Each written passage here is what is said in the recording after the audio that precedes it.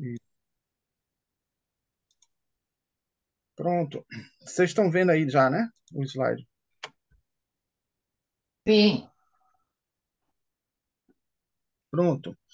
Então, pessoal, é, este é um tema assim que eu, na verdade, tenho muito interesse de apresentar sempre, né, assuntos ligados a essa questão, porque eu estudo esse assunto desde os anos 80, quando eu comecei a me preparar para.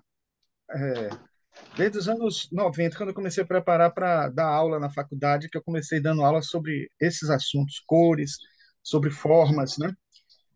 Mas depois o assunto que me é bem próximo também, que é os chakras, acabou fazendo conexões, aura, essas coisas.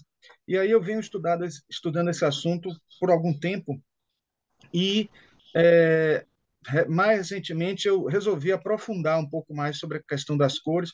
Montei um curso lá na faculdade sobre cores e peguei justamente a parte que eu obtinha de alguns livros específicos que eram que iam um pouquinho mais além do que a informação acadêmica e falava um pouco mais da parte da cromoterapia. Então eu acabei reunindo esses conteúdos. É verdade que a gente teria muito o que falar da parte, vamos dizer assim, psicológica das cores, da parte, digamos assim, funcional das cores. Agora, eu queria ver se dava para vocês desligarem o microfone, todo mundo que está na sala, para poder não criar sons, né? Assim, parece que tem alguns que estão ligados ainda. Então, vamos fazer aqui um trabalho que é justamente de apanhado, né, de informações ligadas às cores, né, mas, ao mesmo tempo, também relacionando isso com as questões espirituais, energéticas, transcendentais, certo? Vamos falar muito rapidamente também, pegar alguma. Eu tive que fazer uma seleção que foi difícil até do trabalho que eu fiz do curso, né, de cores, mas eu também vou trazer alguma coisa só para poder a gente fazer a conexão, né, a interface da parte psicológica com a parte esotérica, com a parte mais energética, e isso, em dado momento, vocês vão perceber que a gente tem alguns momentos que mesmo questões psicológicas às vezes parecem muito esotéricas, mas as experiências científicas foram feitas em academias, em universidades, e sempre que possível a gente vai assinalar sobre isso, tá? Então vamos lá. Eu começo aqui com essa, essas duas definições, essa primeira e uma outra que vem depois, sobre cores, que é uma definição mais técnica, né? Termo genérico referindo-se aos comprimentos de onda que compõem a luz, com especial referência à sua aparência visual. Essa definição, ela pode ser, de certa forma, aceitável até certo ponto, porque quando a gente se refere a comprimentos de onda, a gente não está se referindo a cores. A verdade Marcos, é essa. o Oi? slide não apareceu, não mudou. Não mudou? Não. Ah, mas é porque eu tô compartilhando a tela cheia. Deixa eu ver. Deixa eu sair, então, do compartilhamento e compartilhar de novo.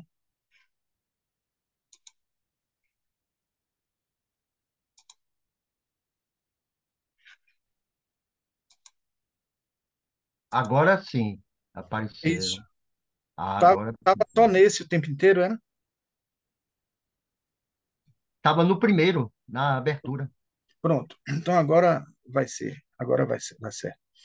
Então é isso. Aqui nós temos uma definição técnica, né? Termo genérico referindo-se aos comprimentos de onda que compõem a luz, com especial referência à sua aparência visual. Então, assim, é, é como eu estava dizendo, comprimento de onda não é cor. O que faz com que a gente entenda que cor é algo mais subjetivo do que a gente pensa. Porque, na verdade, tudo que está à volta da nossa percepção visual ondas, vibrações, né? Partículas. E o nosso nervo óptico, né? A nossa retina e nosso nervo óptico, ele consegue traduzir isso em uma percepção que só vai se transformar em cor no momento em que nós registramos isso, né, em nossa cognição, nosso pensamento. Poderíamos até dizer, dentro de uma perspectiva esotérica, dentro de uma perspectiva espiritualista, que essa cor ela é vista pelo espírito, na verdade, porque ela é entendida, interpretada em função psíquica, em função psicológica, que é como se a gente estivesse traduzindo ondas em aparência de cor. Então, essa referência à sua aparência, como se fosse algo até secundário, é o que é a cor exatamente. Então essa terminologia, essa definição, não é muito precisa, enquanto que essa que vem em seguida, que não está querendo passar aqui o slide, essa seguinte aqui, a impressão sensorial que a luz produz sobre qualquer objeto que o olho é capaz de captar, ou seja, a impressão que atinge a retina no olho ante a luz refletida pelos corpos, essa sim parece ser uma definição mais coerente com o entendimento que a ciência faz das cores, entendendo que as cores é, é, são as percepções em si, né? A percepção que a gente tem sobre essas vibrações, essas ondas. E isso, em especial, a gente pode dizer que existe uma faixas de vibração, né, do espectro que estão fora, né, para frente e para trás da faixa visível. E a gente pode dizer assim, até um certo ponto, ainda é cor. Então, o que eu estou querendo dizer para vocês que existem algumas ondas de comprimentos de onda acima do perceptível por nós, que as pessoas que têm capacidade de percepção extrasensorial vão conseguir enxergar como cores. Cores como se fosse uma oitava acima da nossa, ou uma oitava abaixo, ou várias oitavas acima, várias oitavas abaixo. Porque o que se sabe hoje é que existem 60 oitavas de vibrações, e algumas correspondem a cores não perceptíveis por nosso olho, outras correspondem a outras coisas, como raios cósmicos, calor, o infravermelho, calor, etc. E aí, veja que no piano a gente tem 11 oitavas e a gente consegue ouvir mais do que uma oitava, mas no olho a gente consegue, aliás, o piano tem 8, se eu não me engano, depois Cristina me confirma isso, mas a gente é capaz de ouvir 11 oitavas de som, mas de luz a gente só consegue ver uma oitava. E existe acima e abaixo dessa oitava faixas que são perceptíveis para quem tem uma percepção extrasensorial. Então, isso é muito interessante. E quando a gente estuda aquele livro, o Cabalhon, a gente vai ver que perspectivas foram feitas também sobre o espectro eletromagnético, mostrando que o espectro do som e o espectro da luz é o mesmo espectro. Então, por exemplo, em frequências muito baixas, em comprimentos de onda muito elevados, a gente vai encontrar o som. E em frequências mais altas, a gente vai encontrar a faixa visível. Então, se a gente tivesse uma extensão de percepção visual muito maior do que a que a gente tem, podia ser que a gente até conseguisse ver a cor dos sons, ou escutar o som das cores. Então, isso dá a gente muito pano para manga para entender que existe um espectro somente, que é o espectro eletromagnético, que envolve o espectro sonoro e envolve o espectro das cores, certo? Mas esse papo a gente não pode prosseguir muito, senão a gente não entra no assunto da gente, né? Eu peguei aqui alguns slides do nosso curso de cores lá, não muitos, mas só alguns para a gente poder introduzir, né? E aqui a gente começa, por exemplo, eu vou, como abrir de novo, vou botar o apontador de novo para aparecer aqui. Então a gente tem aqui as três cores luz primárias, as três cores pigmento primárias e as cores pigmento usadas pelos pintores, que é diferente, né? Repare que essa daqui é mais usada para impressões de computador, quando você faz alguma impressão do computador. Agora, uma coisa curiosa que eu queria que vocês vissem aqui é que a gente não está muito habituado às cores luz, a gente está mais habituado às cores pigmento. Se alguém pergunta a você, se eu misturar amarelo com azul, eu vou obter que cor? Automaticamente a pessoa vem e diz verde. quer seja aqui, porque aqui é no computador, usando o sistema CMYK, né? E aqui é com tinta, né? Usando tinta, a gente vai misturar e vai obter o verde, né? Mas aí eu digo a vocês que é, se alguém disser para você, se eu misturar o vermelho com o verde da amarelo, você vai achar uma coisa estranhíssima, né? Por quê? Porque, na verdade, as cores luz, ela tem um padrão de mistura diferente e tem cores primárias diferentes, porque as cores luz têm que ter cores primárias escuras, porque quando você mistura uma cor com outra, vai aumentando a luminosidade. Enquanto que as cores pigmento, elas têm que ser mais claras, porque quando você mistura, ela vai obtendo cores cada vez mais escuras. Então, isso se chama síntese subtrativa e aqui se chama síntese aditiva.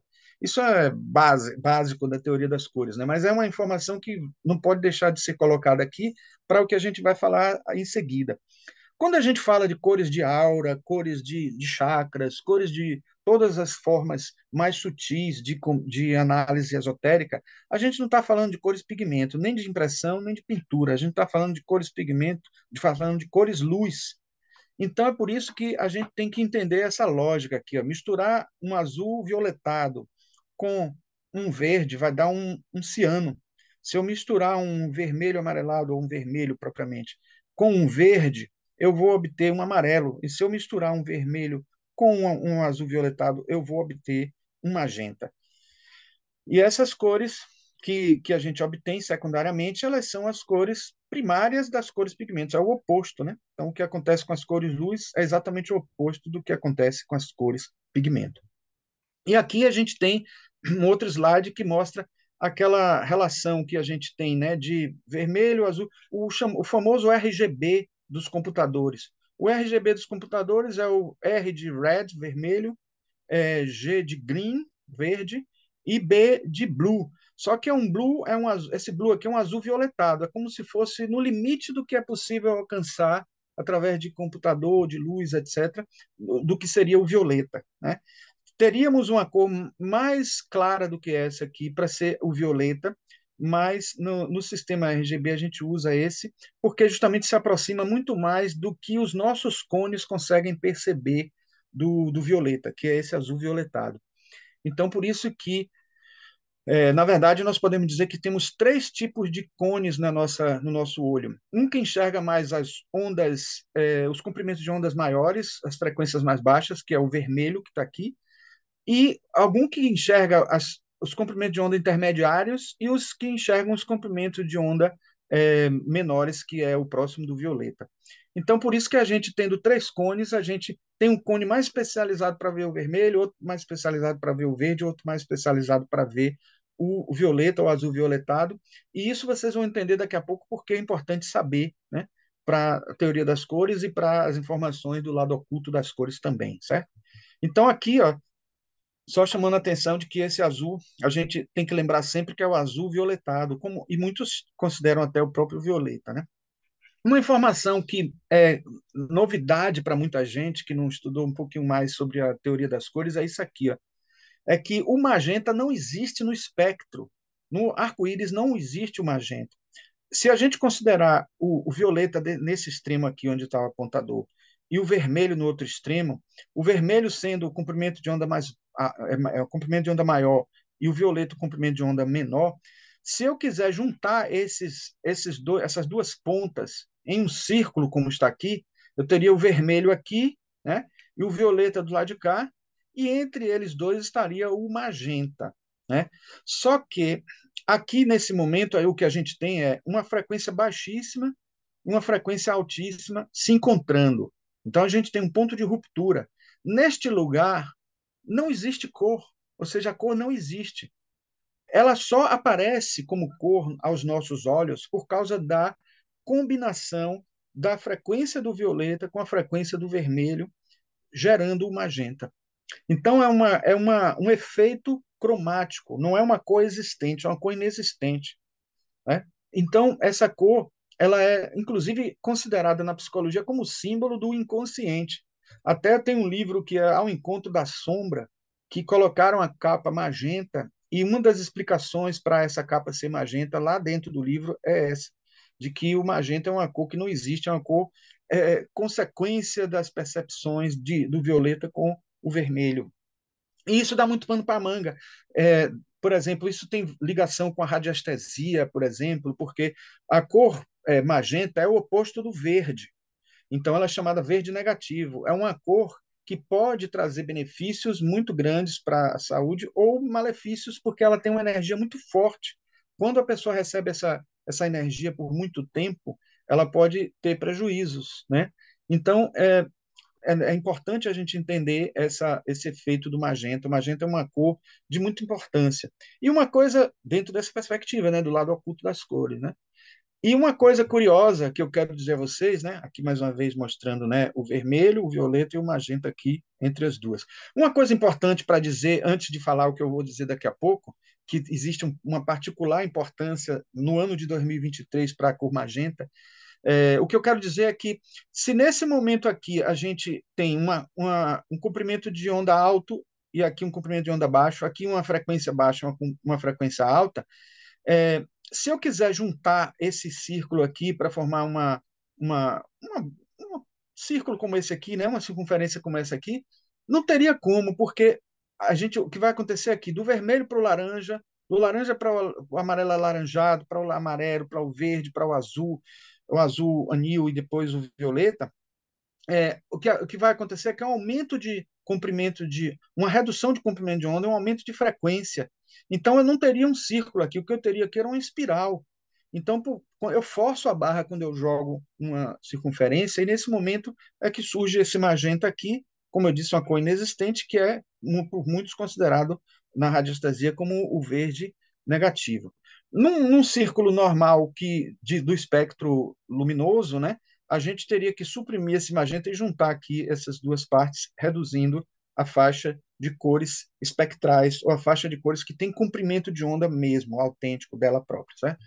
Bom, o que eu ia dizer, que eu acho que eu tirei o slide, mas é que esse ano foi considerado o ano do magenta, né? Da cor magenta. Então, a moda desse ano na arquitetura de interiores, no design de interiores, é o magenta, né? Curiosamente, né?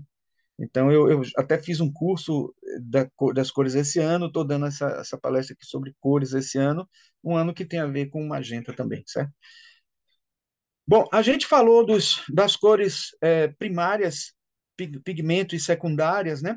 Mas quando se trata de pintura de parede, de cor, quando se fala de psicologia das cores, nos ambientes que são melhores, mais agradáveis para a pessoa, a gente tem que levar em conta que as máquinas que produzem tinta, como aqueles mix machines, né, que quase todas as lojas de tinta hoje já têm, elas não usam só três cores pigmento, porque os pigmentos não são os pigmentos primários autênticos, né?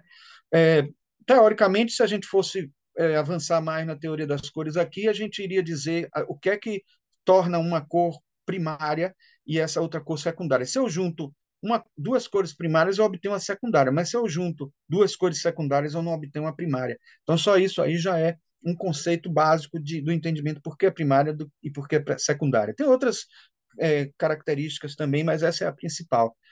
E aí, quanto mais eu misturo, mais eu vou obtendo cores, mais, no caso das cores pigmentos, mais escuras e preenchendo essa parte de dentro aqui toda, como vocês estão vendo aqui nesse círculo.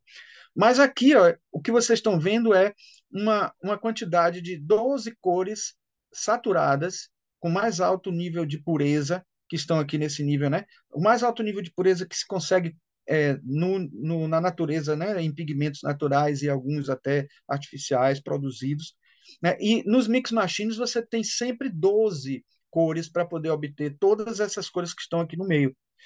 Então, é um segredo de fábrica, muitas vezes, quais são esses pigmentos, mas eu fiz uma pesquisa e vi que praticamente todas as lojas que vendem tintas usando esses mix machines têm que ter, no mínimo, 12 cores para poder obter uma gama muito grande das cores que são visíveis por nós.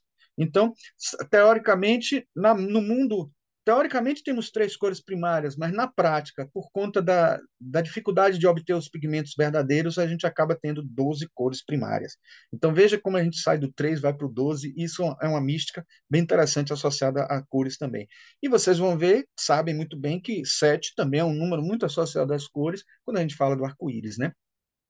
Então a gente não pode deixar de falar de Newton. que foi justamente a pessoa que conseguiu detectar essas 7 cores, usando os seus discos de cores, mostrando, inclusive, que quando você faz uma disposição proporcional como essa que está aqui, ó, perfeita assim de divisão das cores, não é uma divisão regular, né? Que ele colocou em função da possibilidade de gerar o branco novamente quando você gira esse disco.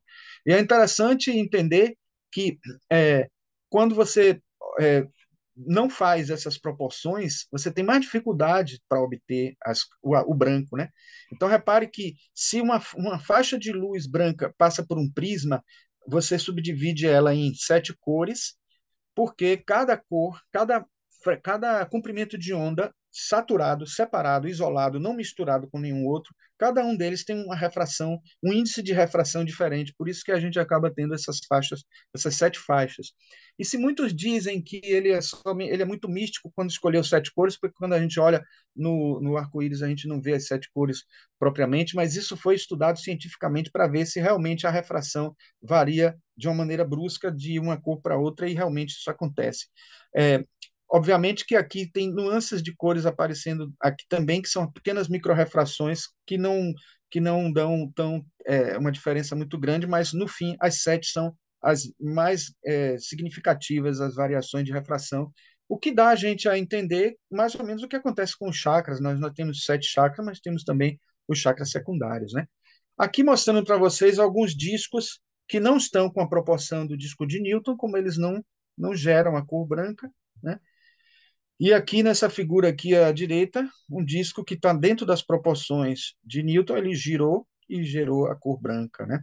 Aqui é um disco de Newton sem as proporções, mas assim tentando pegar as cores propriamente, não está dividido em proporções, mas quando você faz ele assim, você girando consegue o branco também, mas precisa de uma velocidade maior. E aqui é uma fotografia de um disco que nós fizemos na sala de plástica, um escaneamento, na verdade, que tentando reproduzir exatamente o disco de Newton, né, com as cores dele, né? Você vê que está com as tintas aqui mostrando, é pintado mesmo. Isso aqui é pintura, não é pintura digital, não. Então, muitas teorias existem falando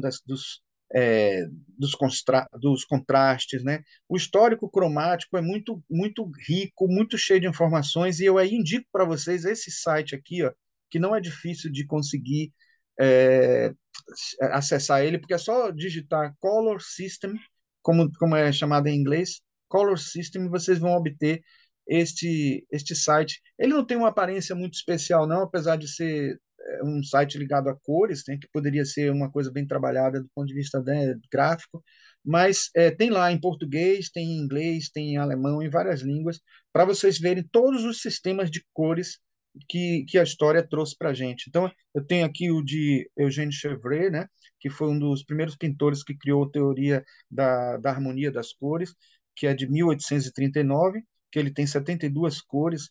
Tem aqui o de Hering, né, que é de 1878, que ele fala da polaridade entre o azul e o amarelo, o verde e o vermelho. Aliás, bem ligado às teorias da teosofia, porque Kandinsky também usava essa teoria, associando o céu ao azul e a terra ao amarelo, e mostrando uma maior polaridade, a maior contraste que existe entre essas duas cores, e as outras polaridades entre o verde e o vermelho, e o preto e o branco, ele falava e davam toda uma filosofia esotérica, espiritualista.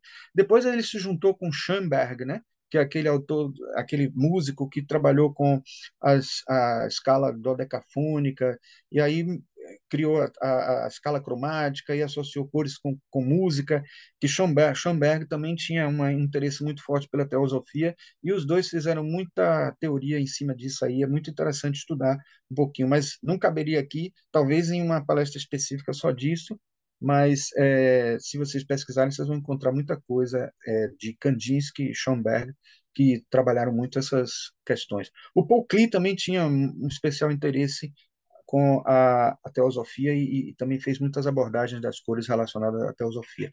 Mas esse slide aqui eu trouxe, apesar de ter esses dois sistemas de cores planos, né, bidimensionais, eu trouxe aqui para mostrar que as cores, por si só, elas já têm uma escala luminosa natural, que é o violeta essa sombra mais escura aqui, e o amarelo, a cor mais clara. Então, você tem aqui destilado e destilado subindo em escala luminosa, de luminosidade, né? E o preto aqui embaixo, o branco lá em cima, um pouco mais afastado, só para dar a entender de que há uma distância. Aqui, se a gente tem 0% de luz, aqui a gente já tem 16% na primeira cor. Então, escalas de cinza poderiam preencher esse vazio entre o preto e o violeta, escalas de cinza preencheriam o espaço dos 95% até os 100%, do amarelo para o vermelho, mas é só para vocês perceberem que todas as cores, por si só, na sua característica mais pura, ela já tem um grau de luminosidade que lhe é inerente, né? Aqui para mostrar para vocês os padrões de cores chamadas complementares, chamadas harmonias de cores, né? Que é monocromática, análoga, complementar, a complementar dividida dupla, quando você substitui cores opostas pelas suas adjacentes, e aqui a complementar dividida, em que você só substitui uma delas pelas adjacentes, e a tríade. Vocês vão entender daqui a pouco, com um slide que eu vou mostrar mais adiante, o que consiste essa harmonia. Por que, que a gente chama harmonia? Uma coisa que poderia parecer ultrapassada do século XIX, essa terminologia, mas a gente tem que entender que o sentido que está sendo dado aqui à harmonia é o sentido de tornar mais confortável para a nossa percepção a visão da cor. Então, cores harmônicas não são cores que teriam uma aceitação unânime por todas as pessoas. As cores harmônicas seriam aquelas cores que causariam menos desconforto no visual, né? Então, entendendo isso, a gente já começa a perceber que não é uma coisa tão fora da realidade como muitas pessoas pensam, e nem é uma coisa tão assim de pessoas que ficam se prendendo a o que combina, o que não combina, dentro de um nível de decoração. Agora, por outro lado, é bom também deixar bem claro que se a gente trabalha com as harmonias das cores, isso não quer dizer que todo mundo vai gostar, todo mundo vai amar, porque se eu ouço uma música que esteja toda afinadinha, toda bem trabalhada na afinação, na música, eu posso não gostar da música, assim, mesmo assim. Agora, se eu escutar uma música desafinada, mesmo que eu goste da música, eu não vou gostar do resultado. Por favor, quem está com o microfone ligado, daria para desligar aí? Sueli, parece que está com o microfone ligado. Ô, Jorge, dá para você desligar aí, Jorge? Já fiz isso. Beleza. E aqui eu trago justamente uma teoria de Paul Klee que vai ter uma importância no que a gente vai falar agora, porque ele tem duas vertentes sobre as cores, uma ligada ao círculo das cores e outra ligada à oposição entre as cores no círculo. Ele diz que uma cor ela começa no ponto onde ela está situada, como por exemplo esse vermelho aqui, e ela continua existindo para um lado e para o outro. A alma daquela cor está presente para um lado e para o outro. Olha só que interessante. Ele mostra que cada cor ela preenche mais ou menos uns 2/3 do arco, né? Então você consegue perceber isso, né? Quando você vai fazer usar os sistemas de cores e ver quando você mistura a porcentagem das cores no RGB, no CMYK, você vai ver que isso acontece mesmo. São as misturas das cores acontecendo até um certo momento, até que ela zera completamente para a cor oposta atuar. Então, por isso que é importante entender que uma cor oposta é a cor complementar a ela e também é uma cor que anula ela. Então, se você mistura uma cor com a sua cor complementar, você vai ter um cinza neutro. Por que cinza neutro? Por que não preto? Porque se você tem uma cor complementar a outra, uma delas tem que estar mais luminosa e a outra menos luminosa, porque aí você vai ter complementaridade de matiz e complementaridade de luminosidade. E aí, quando você consegue isso, você não vai ter uma cor preta, né, na mistura de pigmentos, você vai ter uma cor cinza, porque é a cor que está no meio do caminho entre o branco e o preto. Então, isso é uma teoria interessante. Isso aqui é a capa de um livro que eu estou, desde a década de 90 escrevendo, até hoje não ficou pronto, mas com fé em Deus ainda vai ser publicado. A Ciência das Cores, seu uso, suas interações, seu balanceamento. Talvez até mude o título, mude a capa, porque vamos focar mais em arquitetura esse livro aí. Aqui mostrando as cores opostas, as cores em tríade, e ela aqui em cruz mostrando as duas opostas, né? E dando a entender a gente que o balanceamento que a gente consegue entre as cores para dar um conforto a gente, é exatamente essas possibilidades. Quando a gente junta duas cores opostas, aí você diz assim, mas como é que pode duas cores opostas causar conforto e não desconforto? Se elas são opostas, elas não estariam brigando, elas não estariam criando uma desarmonia, exatamente o oposto. Por quê? Porque quando a gente usa cores opostas ou três cores divididas assim dentro do nosso do círculo das cores, a gente vai estar usando todos os cones que são impressos na nossa retina. Lembra que eu falei para vocês que tem cones com frequências mais baixas, frequências mais altas e frequências intermediárias?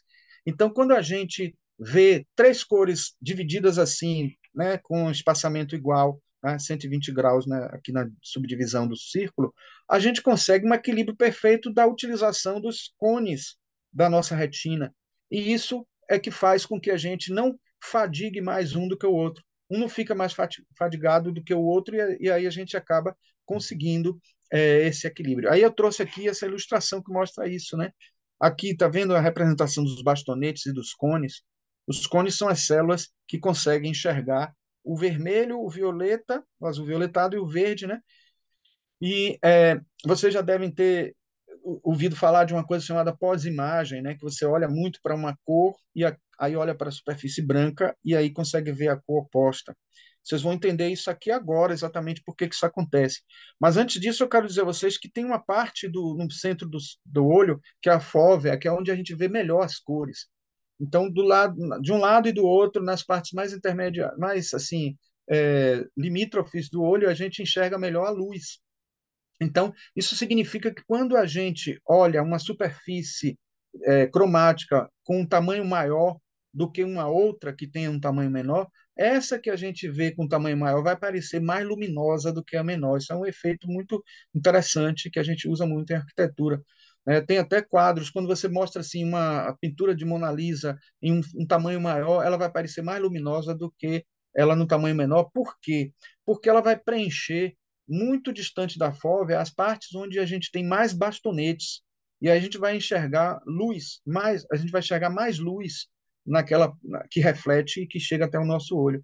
Enquanto que se você olha numa superfície menor, a gente vai ter ela mais concentrada na fóvea, na parte mais central, que a gente vê mais as cores e menos a luminosidade.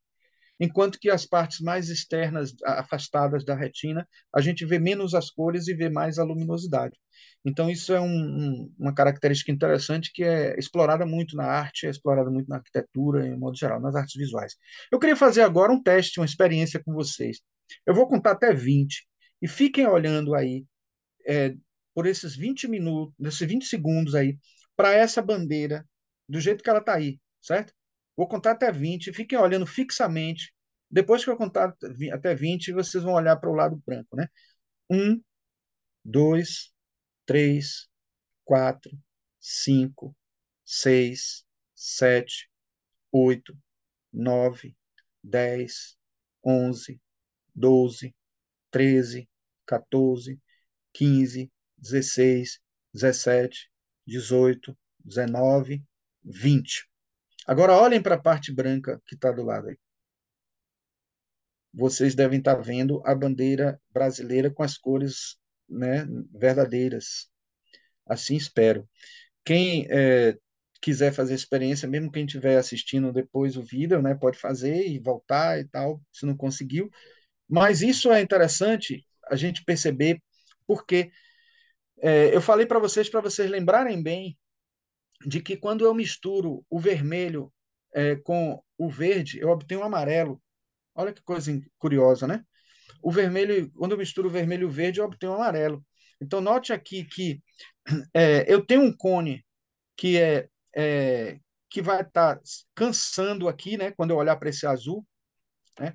Eu vou estar dois cones cansando aqui quando eu olhar para esse amarelo, que é o vermelho e o verde.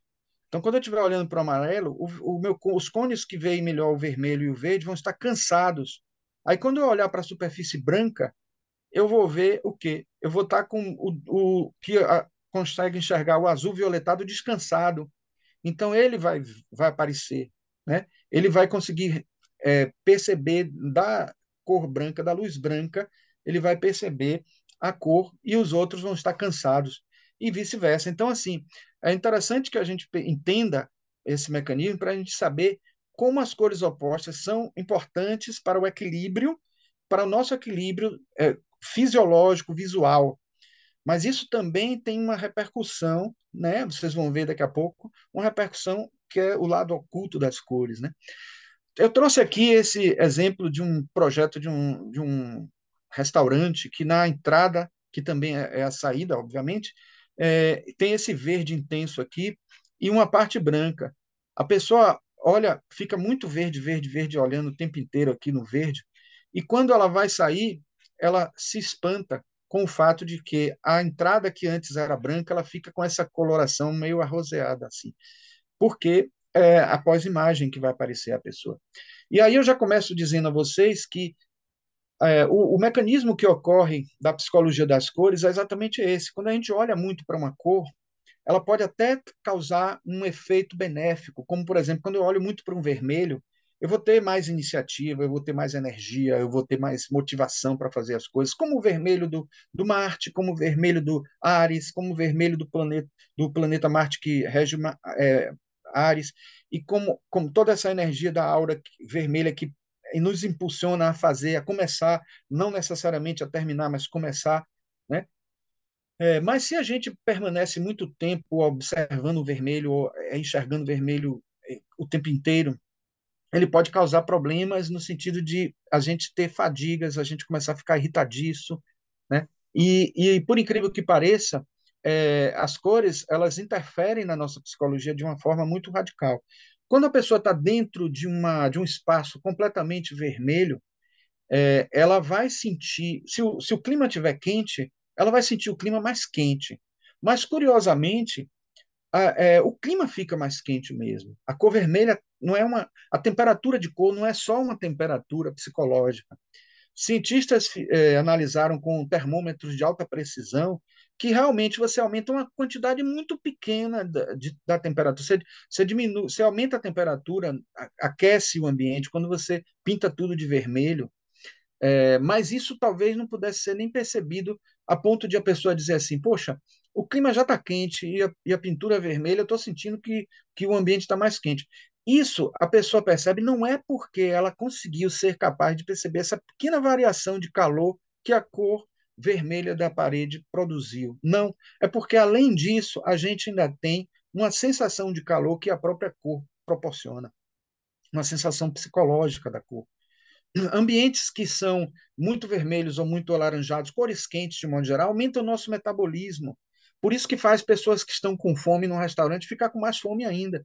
Não é que o vermelho e o amarelo deixa a pessoa com fome. Na verdade, o laranja, ele é a cor da fome. A pessoa, quando está com fome, aparece na aura a cor laranja, que é a sensação de prazer antecipado de poder comer alguma coisa, né? Mas, e aí veja como tem ligação, acaba tendo ligação. Porque é uma cor quente, é uma cor que provoca algo, é uma cor consequência, digamos assim, do suco gástrico atuando no nosso estômago. Então, de certa forma, tem que ser mesmo uma cor quente, né? É uma cor de emoção, é uma cor de necessidade, de vontade, de querer agir, fazer alguma coisa. Então, isso é muito importante. Agora, curiosamente, os psicólogos descobriram também que, apesar de as cores quentes produzirem um aumento de metabolismo e fazer com que você fique com mais fome, você saboreia melhor a cor quando você está no ambiente branco. Ou melhor, você saboreia melhor a comida quando você está no ambiente branco, porque você vai sentir realmente o sabor da cor, sem interferência de uma tonalidade ou de outra. E também porque psicologicamente a gente tem uma relação ancestral com essa cor branca, que é a cor do leite materno, né? Então, a cor que faz a gente ter uma conexão, de alguma forma, com a alimentação, com a comida, etc. Então, veja como esses aspectos todos estão relacionados, interagindo, né? Aqui é mostrando o restaurante, mais uma vez, né, de fora, né, mostrando o autor, o arquiteto, etc. Isso aqui, gente, não sei se está dando para ver aí, porque eu estou com a coisa na frente aqui, mas esse aqui é uma playlist das aulas do curso que eu dei sobre cores, que foram aulas remotas, que vocês podem ter acesso no meu canal. Está disponível gratuito, certo? Tem aqui, na verdade, 4 aulas, algumas experiências de testes que, em 2 aulas aqui curtinhas, e tem aqui uma aula extra assíncrona que é sobre funcionalidade e os efeitos espaciais das cores. Tem um foco mais ligado à arquitetura, mas acaba tendo muita informação sobre a teoria das cores que eu acho que vai ser interessante para vocês, certo? Bom, vamos lá. Aí eu começo aqui falando das 3 dimensões das cores, os 3 atributos das cores, que são matiz, luminosidade e saturação. Eu vou falar rapidamente, né, porque pode ser que vocês já saibam do que se trata. E matiz, na verdade, é como se fossem as notas musicais das cores, né? Então você tem o verde, o azul, o vermelho, o amarelo, tal. Isso é um matiz. Nós temos condições de enxergar 116 matizes, né? As mulheres enxergam mais do que os homens as cores, mas de um modo geral nós conseguimos chegar até enxergar 116 matizes. E os sistemas de cores, em geral, trabalham até com 100 matizes, porque não precisa de tanto, né? A luminosidade é o grau de branco e preto que a cor tem. Se você acrescenta branco a uma cor, ela aumenta a luminosidade. Se você acrescenta preto, ela diminui a luminosidade. E a saturação é o grau de pureza. Quanto mais eu misturar a cor com branco, com preto ou com outra cor, ou com um cinza, eu vou estar diminuindo a saturação. Então, a cor mais saturada é aquela cor mais pura, e as cores mais saturadas são aquelas que estão na parte mais externa do círculo das cores. E aí, esse cone duplo aqui é a melhor representação para isso, porque se eu acrescento branco, olhem que coisa, o que é que vai acontecer. A cor vai subir nessa escala vertical aqui, né? Vai subir para chegar mais perto do branco, mas também vai se aproximar do centro, porque vai diminuir a saturação. Então, no Equador, a saturação é máxima, por isso que ela consegue chegar até o ponto mais distante do centro, e é por isso que o cone duplo é perfeito para essa situação. Mas, claro que existe um sistema de Mansell mais perfeito ainda, que é o que é capaz de mostrar que algumas cores conseguem variar mais em saturação do que outras, por isso que a forma é ainda mais irregular. Aqui a gente tenta encaixar a variação de cores dentro de um círculo, e aqui o sistema de Mansell é mais perfeito porque ele vai com a saturação até onde a cor permite, e se conseguirem pigmentos novos, essa saturação aumenta ainda mais e a distância do centro vai sendo maior ainda. E, curiosamente, o William Ostwald criou esse sistema do cone duplo, né? E ele é cientista e o sistema dele é mais usado pelos pintores. Enquanto que Albert Mansell, que é pintor, criou esse sistema por conta de ser pintor e querer ter esse sistema de cores aí para pintura. O sistema dele está sendo mais usado pelos cientistas. Olha que curiosidade.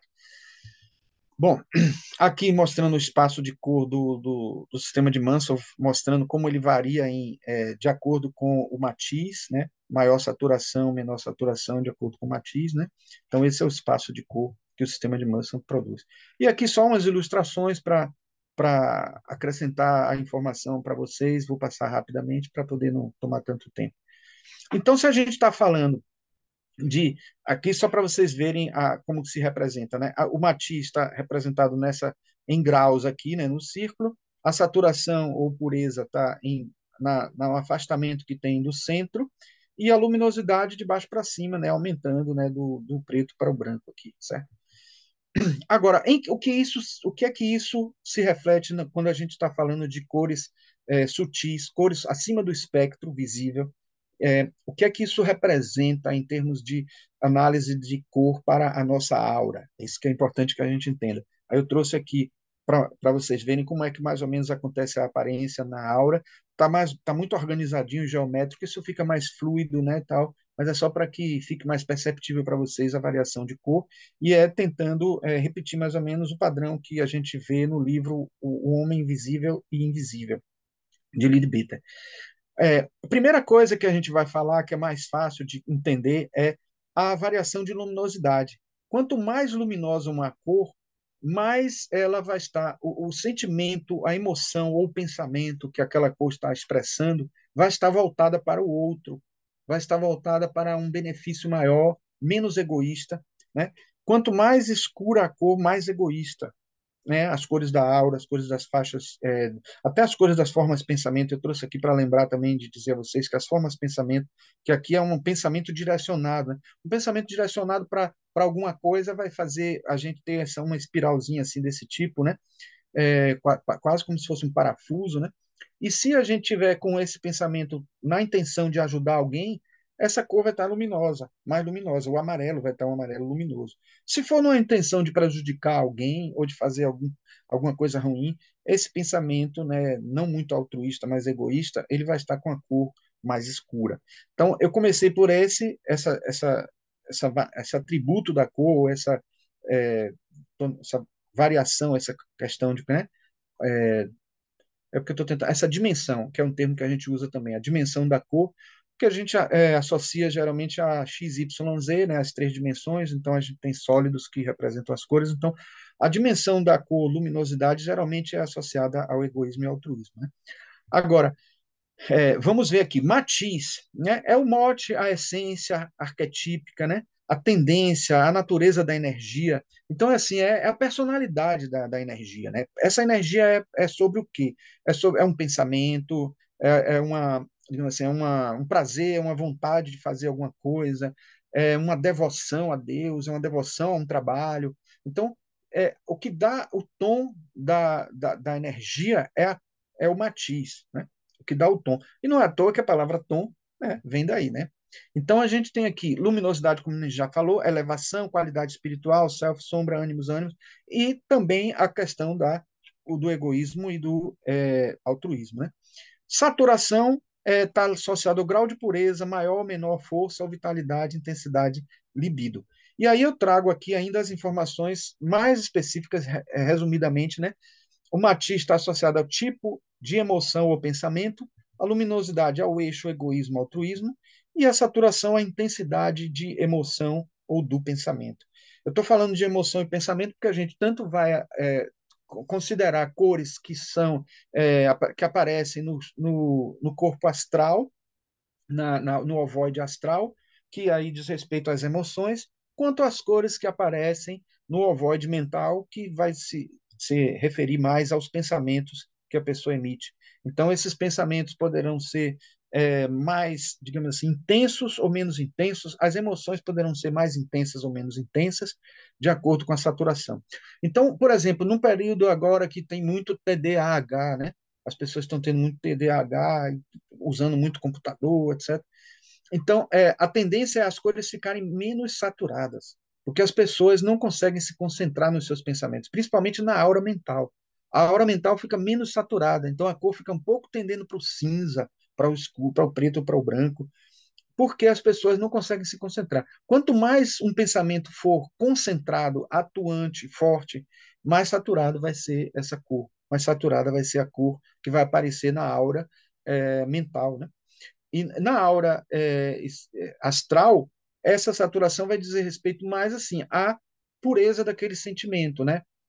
A pureza, quando eu falo, não é pureza de elevação, não, assim, mas é um sentimento menos misturado com outra coisa. É uma raiva misturada com ciúme, é raiva misturada com inveja, ou é raiva pura. Então aí você vai ter mais saturação, né? Quando é raiva pura, vai ser um vermelho intenso, quando é raiva com agressividade, querendo fazer a pessoa fazer uma coisa ou outra, tal, impulsionando ela, querendo que ela faça o que ela não quer, aí vai tendo tons diferentes em função das misturas que vão acontecer das emoções, certo?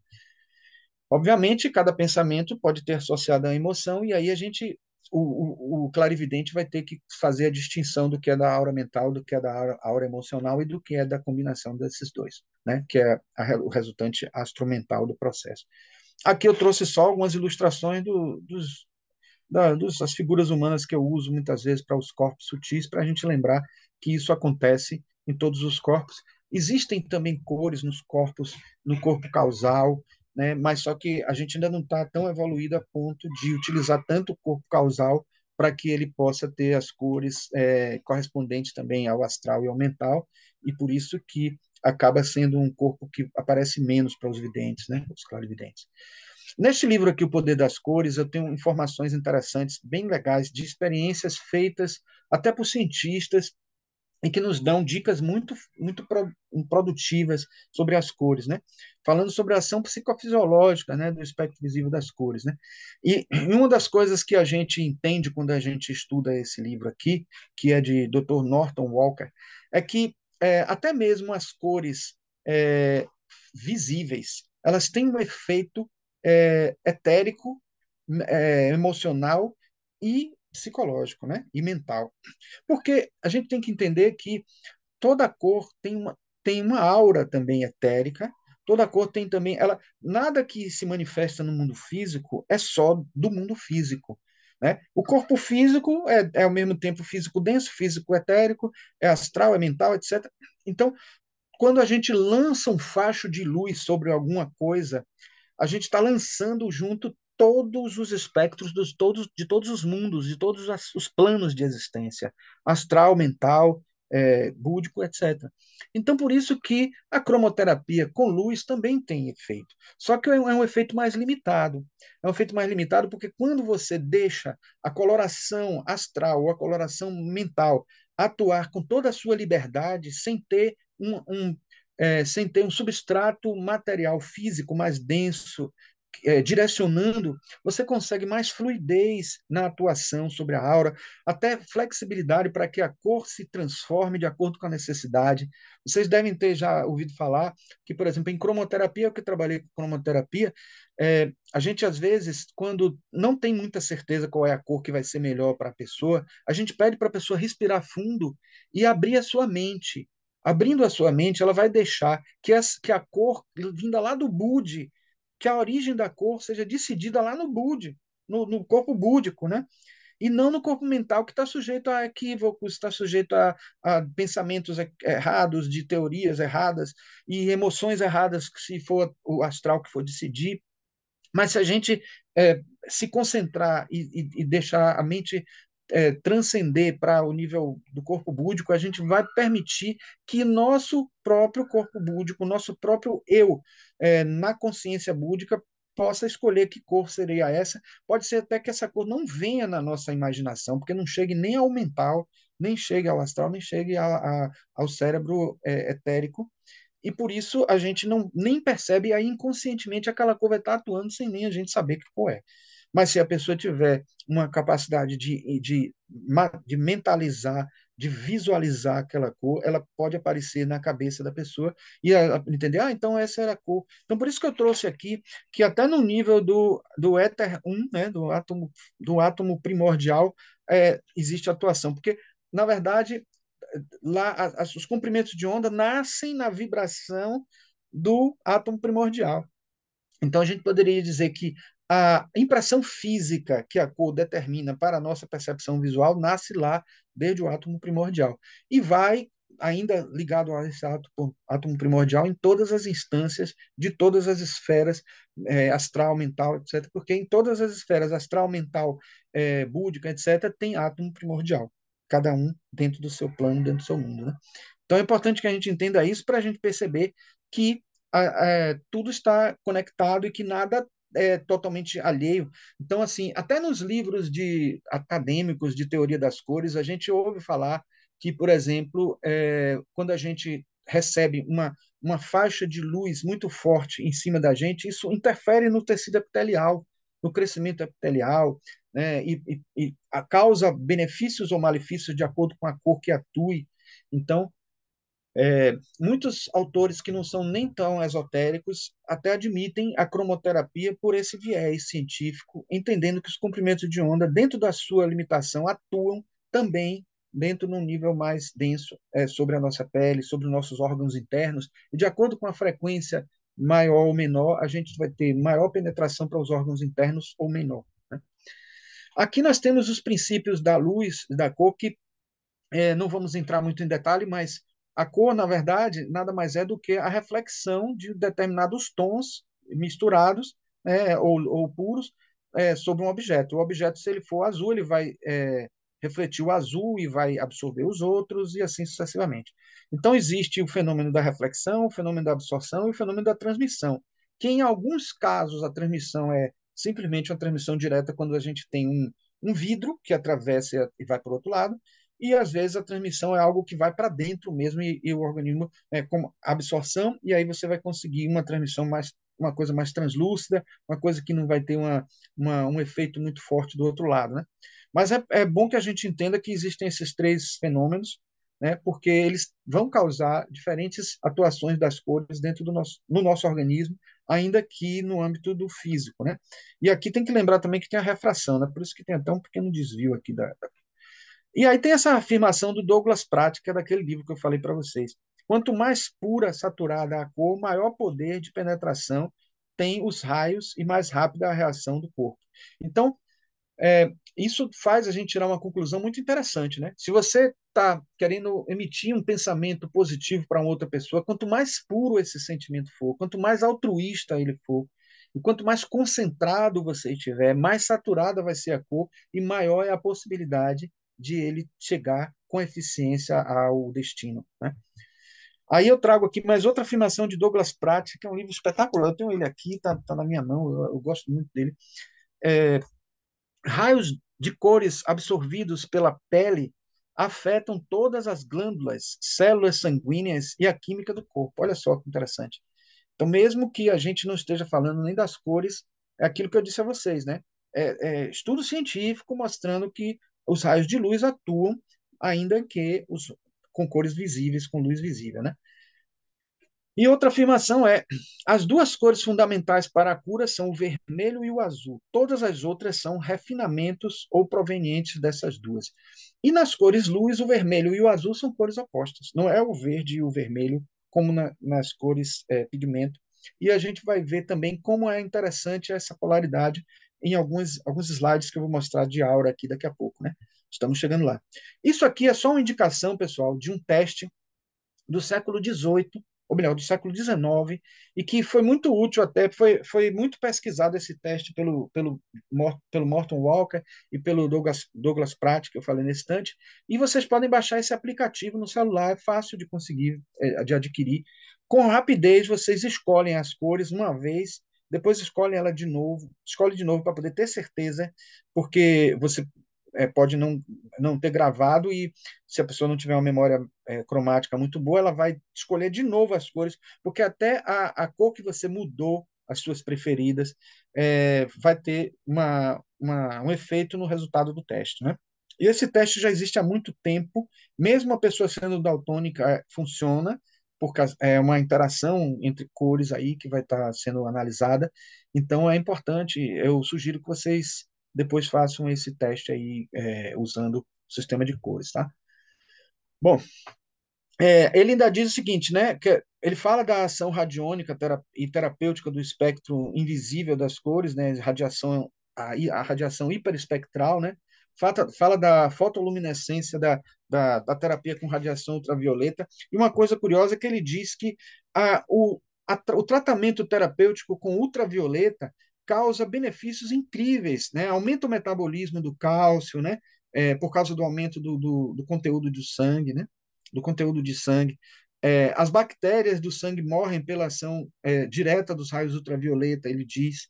Ele diz que as toxinas do corpo são mortas usando só ultravioleta. Aí eu não vou ler tudo, não, mas aqui tem um livro dizendo, né, que aumenta a absorção de oxigênio após a irradiação de UV enfim, muitos são os benefícios. Só que um detalhe que às vezes a gente não sabe é que a radiação ultravioleta nada mais é do que todas as cores que nós vemos numa oitava acima, que está acima do violeta.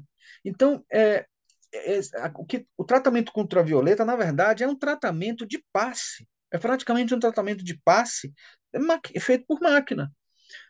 Aí o que acontece? Como a gente vai receber todas as cores que a nossa aura precisar, elas vão ser absorvidas porque é uma coisa natural. O que a gente precisa, a nossa natureza já é feita para que a gente absorva. Faz parte da natureza espiritual, né? É a natureza espiritual da psique humana, né? Então, aqui, só para mostrar a vocês, né, que se aqui abaixo do infravermelho é o calor, né, a partir de um certo ponto, acima do ultravioleta são as cores do espectro. Então, abaixo do ultravioleta, a gente tem cores mais densas que até servem para tratamentos mais externos, né, para pele, para câncer de pele, coisas assim que acontecem na pele. Geralmente as cores do infravermelho para baixo, as cores invisíveis ao nosso olho, poderiam servir. Já as frequências acima do violeta, as ultravioletas, seriam para coisas mais sutis que envolvem a emoção e a psique, né? A mente, o pensamento, etc. As questões psicológicas, de modo geral. Aí tem um conceito nesse livro de Morton Walker, do próprio Morton Walker, que ele tirou do yoga, que fala da respiração da cor. Ele diz que nós podemos respirar a cor. E respirar a cor é nada mais do que imaginar aquela cor e respirar fundo, como se estivesse colocando, como nessa ilustração aí, né? Como se estivesse colocando a coloração para dentro. E pense que se uma pessoa respira fundo e tenta colocar essa cor para dentro, ela mentalizando a cor, na verdade, ela vai fazer com que essa cor assuma a aura dela. E ele diz que existe uma sequência de situações. Primeiro, você mentaliza a cor branca, que é para fazer a limpeza. É quase como se fosse aquele tratamento terapêutico do passe que você primeiro faz a dispersão das energias que você já tem anteriormente. Então, você se imagina sendo engolido por uma cor branca em volta da gente, fazendo a limpeza, né? Fazendo a asepsia total da nossa aura, né? Depois você faz aquela conexão com o chakra frontal e você vai imaginar uma cor azul em volta da sua aura, né? Emitindo, né, através do seu chakra frontal, imaginando isso, né? Depois você faz com que imagina a coloração vermelha entrando pelo chakra básico, porque a gente vai precisar de matéria astral e matéria mental, e a Kundalini é a que produz as partículas materiais em cada sistema, em cada mundo, em cada plano. Então, o mundo astral, o mundo mental e todos os diversos mundos precisam da força de Kundalini, que é a que materializa, que dá assim, substância àquela energia. Então, você faz isso para poder juntar tanto a força telúrica quanto a força cósmica. E aí depois você vai acabar voltando à cor branca, né? Nessa perspectiva, porque a coloração da sua aura vai ganhando o equilíbrio que precisa ter no momento em que cada coisa vai acontecendo, cada chakra vai funcionando normalmente, e aí a aura vai ganhando a coloração natural e a coloração mais saudável que a gente pode alcançar dentro desse processo. Então, esse é o procedimento de respiração da cor e que pode ser feito mais brevemente quando a pessoa vai para um shopping, está assim, no meio de uma tormenta, um monte de gente lá, uma balbúrdia, uma confusão. É interessante a gente pensar numa cor violácea ou azul e respirar fundo, porque isso vai permitir que a gente tenha uma proteção na aura, impedindo que as cores mais densas e as energias pesadas de raiva ou de pessoas que estão ali com pressa ou coisas desse tipo agitadas, entrecortadas, atinjam a sua aura e produzam uma dor de cabeça, produzam um mal-estar. Então, esse é um caminho que se utiliza muito. Faltou até o S aqui de respiração da cor, né? Mas foi a pressa. Então, assim, se a gente pegar o livro Homem Visível e Invisível, ele vai mostrar exatamente os resultados, né, os significados dessas cores todas aqui, né? É, das fileiras de 1 a 5 e das colunas aqui de A a E. Então, por exemplo, o A1, que seria essa daqui, elevada espiritualidade, né? O A2 seria devoção mesclada com medo. Repare que o azul também é devoção, mas veja que como já está mais escuro, ele já está envolvendo medo associado, né? O A3, que já é simpatia, repare que é mais claro, com pontinhos mais escuros aqui. O A4, que é o verde, é associado à adaptabilidade. O verde é associado à segurança, à maturidade, à responsabilidade, à adaptabilidade em relação ao mundo. E está aqui, ele já aparecendo nesse A4 aqui. O A5 está associado a egoísmo. Repare que já uma cor mais escura, o egoísmo já entrou aí, tá vendo? Eu disse a vocês que a tonalidade, a luminosidade está associada ao altruísmo e ao egoísmo, né? Então você vê que cá em cima está mais altruísta e aqui está mais egoísta. E assim a análise que pode ser feita por todas essas cores. Eu não vou entrar em detalhes aqui para não ficar muito longo, né? O tempo da palestra, que já está bastante tempo. Mas assim, eu sugiro que vocês estudem essas cores e vejam os significados. Alguém pode até dizer assim, mas se eu não enxergo essas cores, por que eu preciso saber? E por que é importante eu saber? por conta disso que eu acabei de dizer nesse instante da respiração. A gente pode sim mentalizar uma cor e fazer com que, numa autocura, fazer com que aquela cor ajude a gente de alguma maneira. Se a gente não tem ideia de qual seja essa cor, a gente pede para que essa cor seja decidida em conjunto com algum auxiliar invisível, né? E aí a gente pode acessar, conectar, sintonizar com o nosso plano búdico, né? Com o nosso corpo intuicional, né? E aqui, né, são já as letras C, letra D, letra E. Quem quiser depois acessar no vídeo, pode ver cada coisa dessa. Ou então adquirir esse livro, porque eu acho que é importante ter esse material. Tanto essas informações sobre as cores tem tanto no Homem Visível e Invisível, como também no Formas Pensamento, que é quase um livro que complementa o outro, né?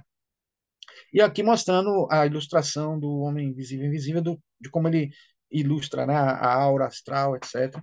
Aqui uma ilustração que eu fiz usando o computador, e aqui mais alguns elementos mostrando certas emoções mais repentinas, até está em tamanho maior aqui, né? Emoções mais repentinas, emoções mais duradouras. Então, eu trouxe isso aqui justamente para vocês perceberem como é importante vocês terem esse conteúdo, estudarem esse conteúdo. São ilustrações extraídas do Homem Visível e Invisível. Aqui, nessa aura da pessoa apaixonada, olha só que interessante, né? Para uma pessoa é, conseguir ter uma paixão forte, uma emoção de sentimento, um afeto muito forte com a pessoa, ela precisa de certa autonomia, né? Ela precisa amar a si mesma antes de tudo. Então, esse verde aqui está mostrando isso. O verde da adaptabilidade, o verde da responsabilidade, da segurança, do amor próprio, de conhecer a si mesmo, amor próprio, não no sentido pejorativo. Aquela coisa de você entender que você precisa se amar primeiro para depois amar as pessoas. E sim, essa faixa verde aqui, que Leadbeater já mostrava, a Dora Kuntz fala o tempo inteiro nesse livro aqui, Aura Pessoal, que ela fala também das cores aqui, ó, eu até mostrei, ah, peguei as tonalidades que ela descrevia aqui, né, com o RGB exato, né, fui procurando, pesquisando através de um software que a gente tem de pesquisa de cores, e a gente conseguiu a cor perfeita para poder representar essas tonalidades que ela fala, né? Por exemplo, o escarlate associado à raiva, o rosa claro associado ao amor, o azul muito escuro associado à força de vontade, o azul misturado com cinza associado à tensão, e assim por diante, até chegar aqui ao cinza associado à depressão, né? Então, isso na aura que ela expressa de uma maneira um pouco diferente da de Leadbeater, e ela fala também a respeito de formas de pensamento que aparecem na aura, de uma superfície que absorve e que alguns elementos parecendo chakras que ficam na borda da aura que ajudam a conectar com o exterior, que absorve energia e transmite energia interagindo com o exterior. E isso tudo é muito interessante, muito enriquecedor a gente aprender. Trouxe aqui uma ilustração de como seria a representação do corpo físico, o corpo etérico, o astral com seu ovoide, né, com as cores aqui, né, em volta. O mental, mais amarelado um pouco, com um ovoide também de cores. Repare que essas cores são mais clarinhas, mais sutis do que essa de cá, porque a tonalidade, segundo o Leadbeater, do corpo mental é um pouquinho mais sutil. E aqui, o que poderia ser um corpo causal completo, né, quando a gente já tiver num desenvolvimento maior e que ele poderá ter as cores correspondentes também, né? Eu quis fazer aqui uma alteração nas cores usando o Photoshop para poder mudar um pouquinho as cores, a gente ainda não está totalmente evoluído, mas repare que o cinturão verde está aqui, esse cinturão verde ganha cores diferentes porque vai ganhando também outras nuances, né, nos corpos mais sutis, né? E aqui mostrando, por exemplo, uma pessoa com raiva, ela ela tomando, né, de ímpeto o corpo todo, apesar de que Dora Kuntz diz que no Equador o Equador separa a aura em dois hemisférios, o superior e o inferior, sendo que no inferior ficam as cores que duram menos tempo, né? A gente está naquele momento numa fase mais deprimida ou mais eufórica e tal, e essas cores vão aparecer nessa parte aqui de baixo. Enquanto que as cores mais duradouras, que permanecem mais tempo, ficam na parte do hemisfério superior da aura. Mas, por exemplo, um ímpeto de raiva, ele toma conta, às vezes, da aura inteira, uma boa parte da aura, e depois vai dissipando de acordo com a velocidade do padrão vibratório da pessoa. Um ímpeto de, por exemplo, de apreciação de arte ou uma intuição que aparece na pessoa pode surgir nessa forma de uma coloração azul, azul real, que é esse aqui, que vai fazer com que a pessoa aprecie mais uma arte ou tenha sensibilidade com relação a uma pessoa, um pensamento altruísta, se for ela muito clara, ela é um pensamento altruísta, vai ser uma coloração de azul mais claro, né? Aqui uma coloração amarela quando for alguma atitude de pensamento, de você estar estudando, você está pesquisando, ou está pensando para falar alguma coisa para as pessoas. Então, a coloração amarela vai aparecer aí. E aqui, uma coloração mais laranja. Quanto mais escura for o laranja, é um sentimento de orgulho, ou então de prazer por estar fazendo alguma coisa que pode ser útil se tiver numa coloração clara, altruísta, então você está sentindo prazer por estar ajudando alguém, mas se for uma coisa muito pessoal, sentir orgulho por estar fazendo algo que todo mundo está valorizando, não sei o quê, então tem mais a ver com orgulho, e aí está associado a uma cor mais escura, uma tonalidade menos pura, né? Menos saturada. Né? Aqui a gente encontra na representação do cone duplo, né, os arquétipos cromáticos, né? O vermelho de um lado, o ciano do outro, né? Aí a gente tem o arquétipo da iniciativa, da atividade, da alegria, da vitalidade, agressividade, crítica, instinto de sobrevivência, afinidade astrológica, Marte. Do outro lado, a gente tem o arquétipo cromático do azul, do ciano, né? Interiorização, passividade, compaixão, estado de ânimo e sensibilidade, e a devoção religiosa e fé, afinidade astrológica, Lua. No azul violetado, a gente tem ideais que mobilizam nossas crenças, nosso lado não racional, nossos dogmas, nossa vontade espiritual, energia psíquica, intuição, arte, afinidade astrológica, Júpiter. No amarelo, a gente tem atividade mental, intelectual, autenticidade, coragem e criatividade, pensamento, afinidade astrológica, Mercúrio. Na relação magenta-verde, a gente tem no magenta afeto, romance, amor, sentimentos nobres para com outras pessoas, sentimento, afinidade astrológica, Vênus. No verde, a gente tem solidariedade, adaptação do equilíbrio emocional, adaptação do equilíbrio emocional, sabedoria, relações com o tempo, etc. Autonomia, maturidade e afinidade astrológica com Saturno. E, por último, a relação preto e branco, que a gente tem com o preto, conteúdo reprimido, tristezas, impurezas do não ser, vazio e sombrio, sombra, afinidade astrológica Plutão, e o branco, transparência, alegria, pureza, saúde integral e ser integral. Né? Self, afinidade astrológica Sol. Bom, eu trouxe aqui só para a gente começar a finalizar já, ainda desse livro O Poder das Cores, né, que ele diz que todos os estados de saúde e doença possuem suas cores. As cores certas atuam como terapia para células, tecidos e órgãos. Se uma determinada cor deteriora a saúde, está escrito aqui errado, né? Deteriora a saúde de um desses sistemas, a terapia segue o caminho de aplicar primeiro a cor oposta complementar para anular a ação da cor deletéria e depois tratar do problema com a cor adequada ao local do corpo tratado. Olha que interessante. Aí eu trouxe umas ilustrações. Por exemplo, se uma pessoa está com a área da sexualidade é, prejudicada ou com problemas e tal, aí uma coloração vermelha, um pouquinho mais escura, está aqui aparecendo. Aí a primeira coisa que a pessoa tem que fazer é aplicar uma coloração azul clara.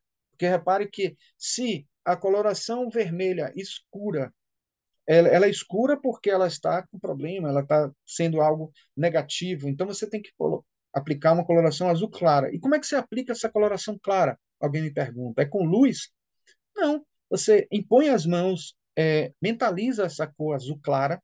Quanto mais precisa for essa mentalização, você vai ter na sua aura essa cor se manifestando por alguns segundos e essa cor vai ser emitida para a pessoa, exatamente no ponto onde precisa ser emitida.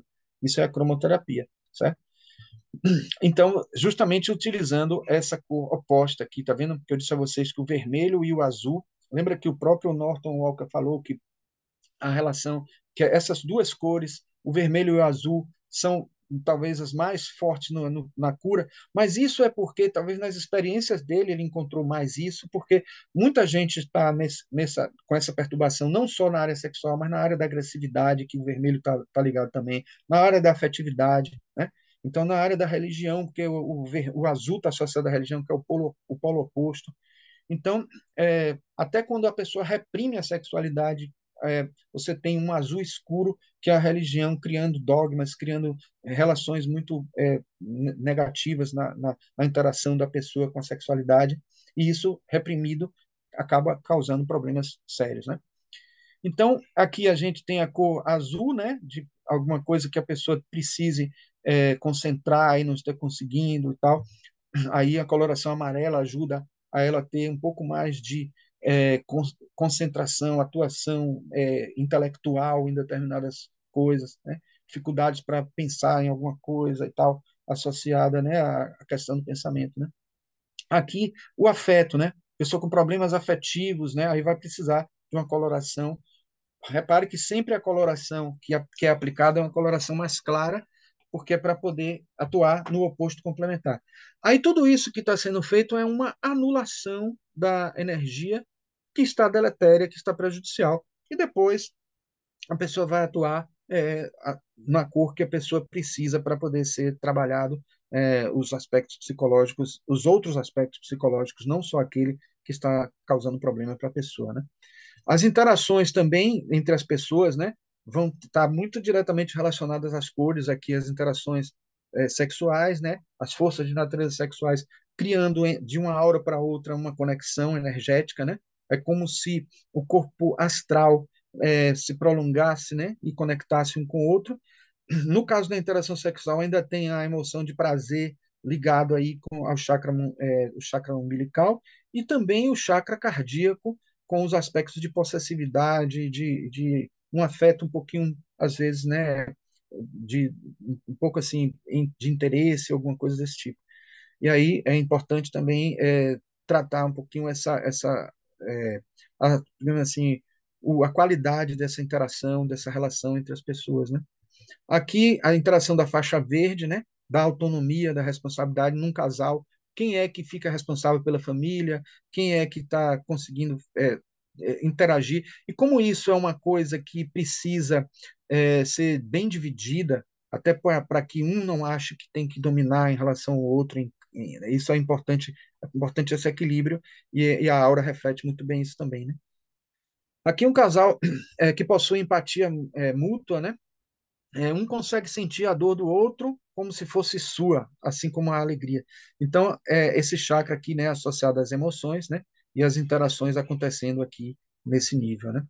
E aqui o casal afetivamente envolvido, né, com a energia amorosa, né, aí uma relação. Quando essa energia amorosa é a que domina, todo o resto interage, havendo uma sintonia muito maior, e aí as auras quase que se fundem em alguns momentos, né? Aqui o casal afetivamente envolvido com mais envolvimento da mulher do que do homem. Aí você vê que a coloração rosa está mais forte do lado de cá. Aqui a interação de pensamentos, pessoas que estão trabalhando juntas, escrevendo alguma coisa juntas, ou trabalhando em algum roteiro, alguma coisa. Então, sintonizados, né? E alguns momentos, quando a interação afetiva entre o casal é tão grande, ocorre quase com uma telepatia entre os dois, né? Os dois repetem os pensamentos. E aqui uma sintonia espiritual, quando as pessoas atuam religiosamente, né?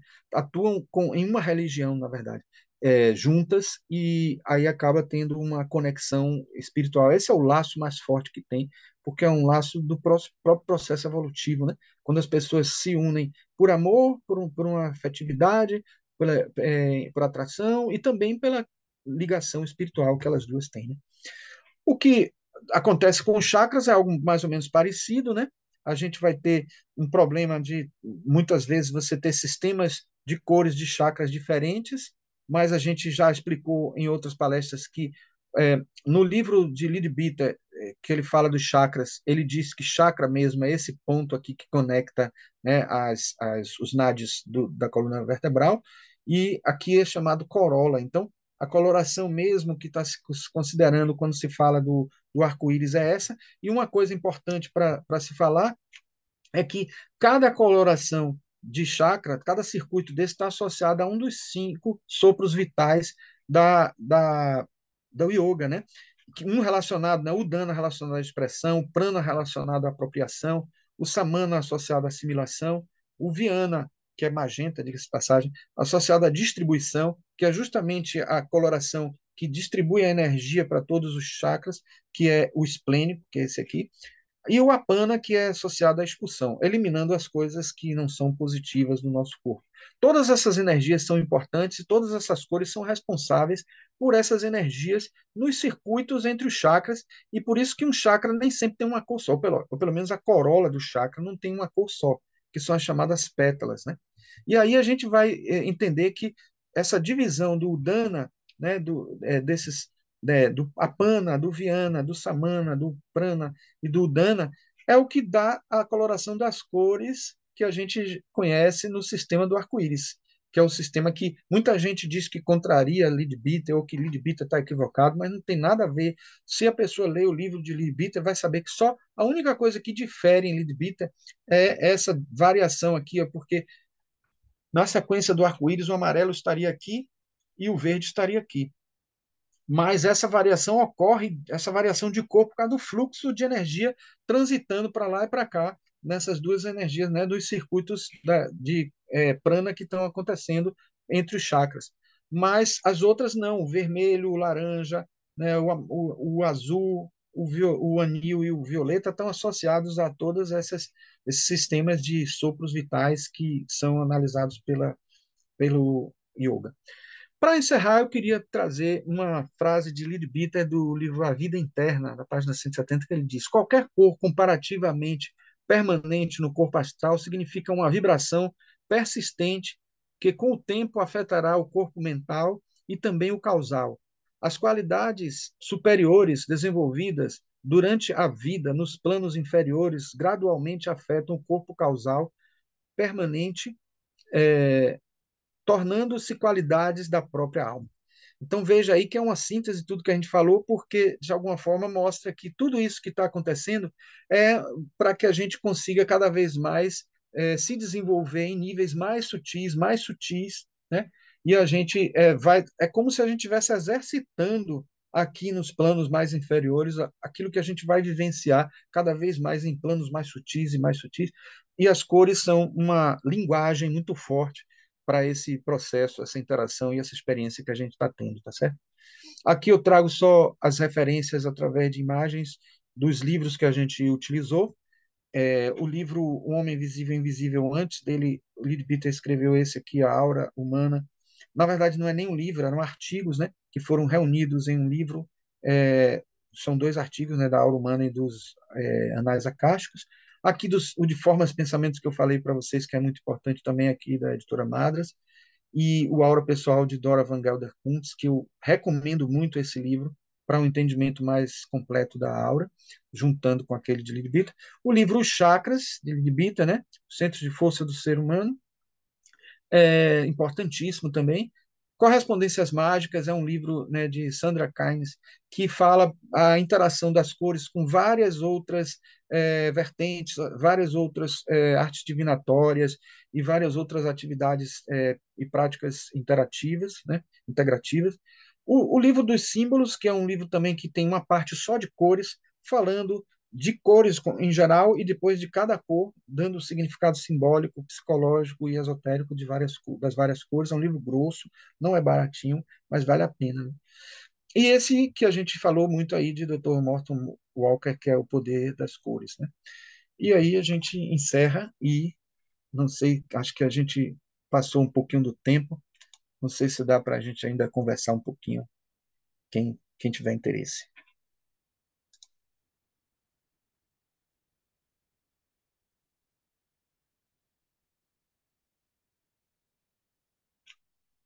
Ô, Marcos, eu gostaria de dizer que você, mais uma vez, trouxe temas muito palpitantes, ou seja, no campo dessas vibrações, das cores, realmente isso é de uma importância fundamental. E você demonstrou uma pesquisa profunda e um conhecimento avançado desse assunto. realmente fiquei impressionado.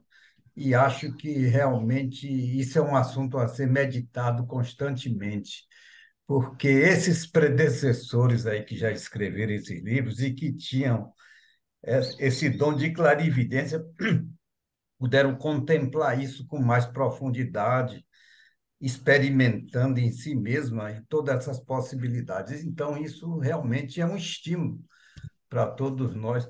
Agora, quando você falava nisso, assim, mostrando assim com tanta beleza esses recursos, inclusive da técnica atual, isso aí facilitou muito essa compreensão. Agora, eu tive assim uma ideia.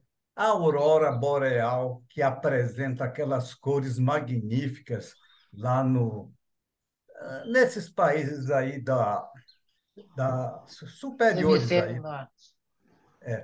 Eu queria saber o que representa, assim, ou se tem alguma coisa na literatura que fale sobre essa aurora boreal, assim, porque tem cores magníficas naqueles fenômenos magnéticos.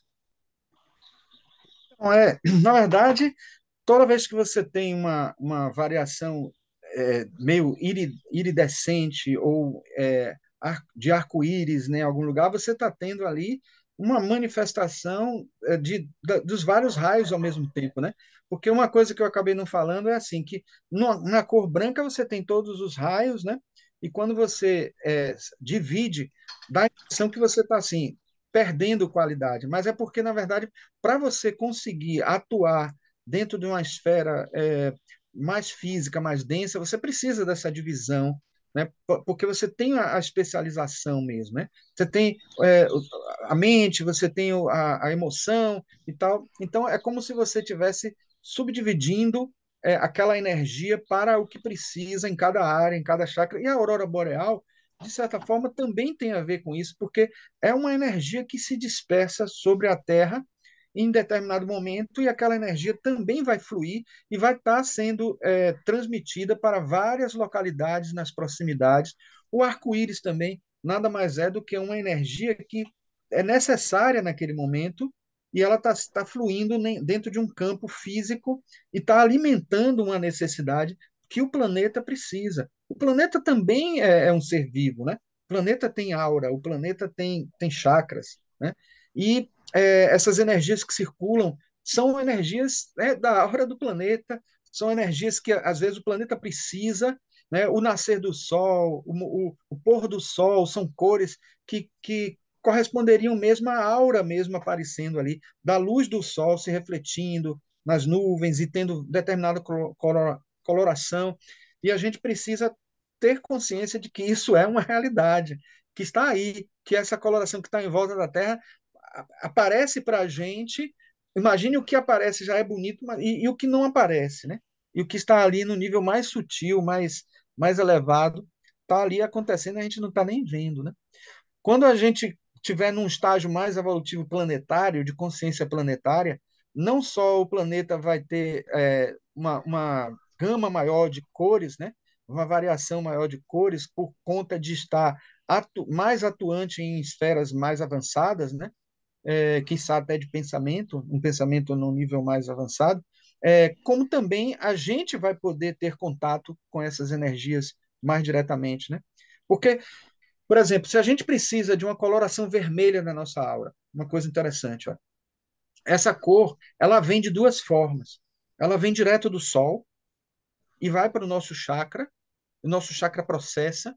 Nós temos um chakra coronário que, na verdade, é o chakra. Ele é considerado por Helena Blavatsky como o chakra mestre, né? Os chakras mestres. Ela diz que nós temos todos os chakras no chakra coronário.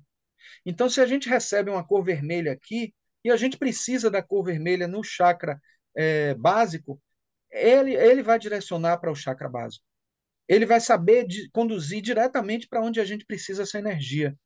Mas quando a energia chega até a Terra absorve essa Kundalini, porque a Terra também tem Kundalini, e a Terra se alimenta da aura, também tem aura com base nessa Kundalini que ela recebe. E essa cor vermelha vem também de baixo para cima com energia telúrica. E a gente tem condições também de processar essa energia quando o chakra está equilibrado, processar essa energia, receber e traduzir ela em energia de vitalidade, energia de força, de atuação, porque a Kundalini nada mais é do que a energia produtiva, a energia, é a inteligência ativa, é a capacidade de atuar na Terra, a possibilidade de ter força para poder atuar. Então, essas energias que circundam, visíveis ou invisíveis, em termos de cores na Terra, são todas em benefício do planeta, em benefício de todos nós que habitamos ele. Cris levantou a mão. Oi, primeiro, muito obrigada, realmente uma palestra maravilhosa, como sempre, né? Realmente você traz um universo muito amplo. Eu acho engraçado até a linguagem, né? Para mim, dá uma amplia, sabe como é a compreensão e até é tão engraçado a linguagem que você usa, os termos que você usa, as concepções que você usa, para mim são muito enriquecedoras. Agora, uma coisa que eu queria saber, o que é TDAH? Ah, Você falou. TDAH. É, é aquela transtorno de déficit de atenção. Ah, sim, É que é uma coisa que está existindo muito agora, né, para os muito, jovens, por é. conta do uso do computador, porque os celulares e os computadores, não é só jovem não, viu, pessoas da cidade e tal, Também, nós também. é porque usamos e aí fica uma hiperestimulação, né? Celular, televisão, streaming, é não sei o quê. Então, essa É, hiperestimulação faz com que a gente acostume a perceber as coisas mais com um estímulo exagerado. E aí a é. gente acaba tendo menos capacidade de aprender as coisas quando o estímulo não é tão intenso. Aí a leitura de livro, a pessoa fica até dispersa, não consegue nem ler com concentração muito grande, porque está tão Ah, acostumado a ler no celular, né? E aí, tá quando a ótimo. gente está com a concentração numa coisa, a coloração, qualquer que seja ela, acaba sendo saturada, acaba sendo mais forte, mais nítida, entendeu? Tá bom. Obrigada. Depois que a Frânio caiu. Ah, ele voltou. Voltou. Depois eu vou pedir uma outra orientação. Só uma coisa, é que eu estou muito preocupada com essa guerra e eu tenho rezado muito por eles e fazendo mentalização. É bom a gente também emitir essas cores lá para essa Sim, situação de sim, guerra, para o pessoal que está sofrendo. É sim. bom também. A cor branca, né? Precisamos da cor branca da paz. Ah, tá. Tá, E aí tá faz com bom. que. Porque olha que coisa interessante. Quando uma pessoa ela tem um foco em seus interesses, o egoísmo, né? Pá, pá, pá, escurece, qualquer que seja a cor. Vamos supor que uma pessoa quer, digamos assim, benefício pessoal, segurança financeira, aí pronto. É verde e é preto, e é escuro. Aí junta um verde escuro, porque o verde é de adaptabilidade, responsabilidade, segurança, Saturno, capacidade de gerir suas próprias coisas, então autonomia. Então o verde é a cor disso. Né? O verde também não é à toa que o verde é a cor do dinheiro. Né? Aí você tem também o preto que escurece essa cor, e aí você tem um verde escuro na aura da pessoa. E vamos supor que todo um povo está interessado em petróleo ou coisas desse tipo, aí está lá o verde escuro associado a ele. O outro está associado a alguma coisa religiosa, sei lá, mas é escuro também, vamos supor um azul escuro. Está lá direcionado no seu azul, tá? Ele não olha para outra cor porque ele está tão focado naquilo. É uma cor saturada, mas é escura. E aí você acaba, é o máximo de saturação que pode ter com um tom escuro. Aí você, um focado em um, outro focado em outro. Quando entra o branco, o que é que acontece? A pessoa passa a enxergar a gama de cores que podem existir, além daquela que ela tem na mente dela. Então, por isso a cor branca é a cor da paz, que é a cor que engloba todos os pensamentos, todas as ideias, e considerando que todas essas ideias, todos esses pensamentos são válidos e todos esses pensamentos têm a sua razão de ser, né? Então é interessante, né? Conseguir ter o altruísmo de compreender o outro, né? E toda vez que entra o branco, entra também o altruísmo, né? Porque é o que tem de mais elevado em cada pensamento, em cada cor. Então, não é você simplesmente aceitar o que tem de ruim que o outro está querendo, não. Porque que aceitar o que tem de ruim é o cinza, é o escuro, é o negro. Mas aceitar o negro no sentido da coloração escura, falta de luz, etc. Mas quando você entra com o branco, você está entrando com todas as gamas de possibilidades, e aí você entra também com a compreensão, com a compaixão, né? Tá bom, obrigada. Oi, Marcos. Ô, Jorge, Agradecer aí mais uma vez. Realmente você deu uma aula, né? Inclusive, parece que você trabalha com isso, né? Na arquitetura, né? E nos trouxe esse link que você faz com a espiritualidade, né? Com os ensinamentos, né? Teosóficos, principalmente espirituais, né? E é um tema realmente vasto. Eu até sugeriria que se você pudesse fazer um seminário, que eu acho que tem muita coisa aí, né, que você pode sim, abordar. A questão, por exemplo, essa da cromoterapia é fantástica, né? E a questão dos raios, né, as cores em relação aos raios que a sim, teosofia, né, a literatura teosófica sim. tanto, né, fala. Então, eu acho que quem sabe uma parte 2 aí você possa, É, né, explorar mais esse campo aí, mas e foi tem fantástico, né? a cabala que trabalha com E as cores também das sefiróticas, o preto, o branco e o cinza das três sefiras superiores e as sete outras que são cada uma cor diferente. Tem a alquimia também. É muita coisa, não é brincadeira não. é verdade. Então, só parabéns e gratidão aí. E foi uma rica tarde, né, de conteúdo, de conhecimento, e que a gente vê o pragmatismo desse conhecimento, né? Podemos aplicar na vida prática, né? A questão das cores, dessa mentalização que você falou aí, né? Mentalizar cores, inclusive em relação ao nosso próprio corpo, né? Ver, né, o que mentalizar para direcionar, né, a cura, né? Muito Isso. importante e gratidão, irmão. Valeu. Estou um Eu que pouco rouco agradeço. aqui. Eu que agradeço o feedback. Obrigado. Oi, Marcos, tudo bom? Ô, Joilson. Parabéns, parabéns pela palestra, sempre muito assertivo e didático, foi muito interessante. Eu li, Marcos, em algum livro, falando sobre os ensinamentos de Helena Blavatsky, e esse autor dizia que ela ensinava as cores erradas, que ela simplesmente ocultava as cores esotéricas, porque, segundo ela, Blavatsky, as cores esotéricas elas estavam ligadas diretamente às iniciações.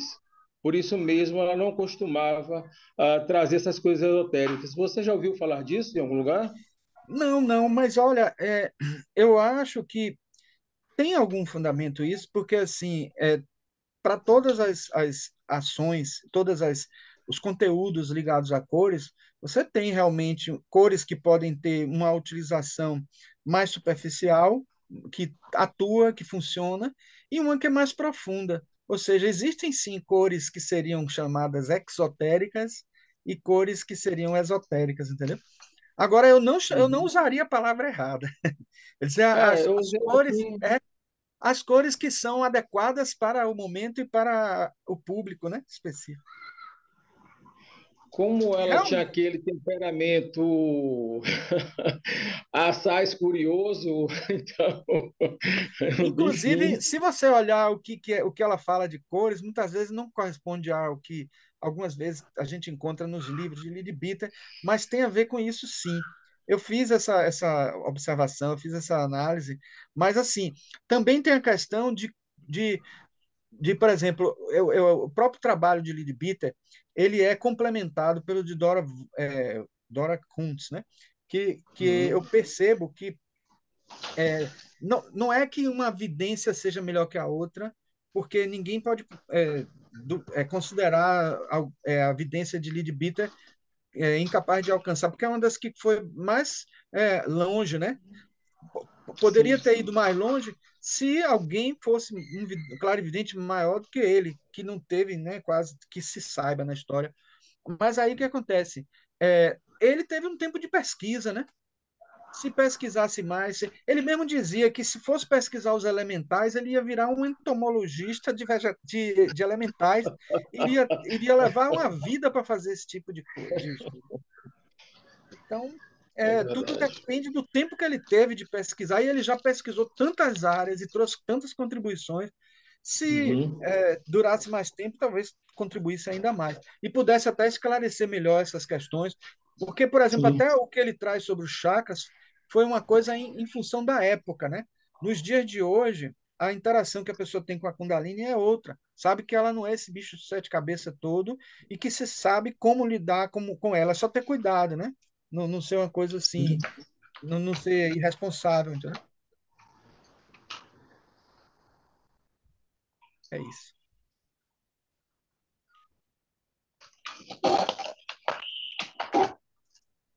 E a próxima programação, você deve estar aí com um programa aí, talvez. Sim, é, Afrânio, como na próxima reunião vai ser o dia 4 no próximo sábado, né? E aí não teríamos em função do feriado. Mas para o dia 11 tem uma palestra da irmã Aline, que ela, deixa eu localizar aqui, ela deu o tema, que seria sobre, deixa eu confirmar aqui, ela já mandou há algum tempo e ela transferiu para agora aqui. Seria até alguma coisa aí a ver com o tema de hoje, Marcos, seu. A Ah, é? vida tem a cor que você pinta, Ah, legal. com a Aline Menezes, né? Ela pretende até fazer mais uma. Aí vai ser presencial. Então, dia 11, Afrânio.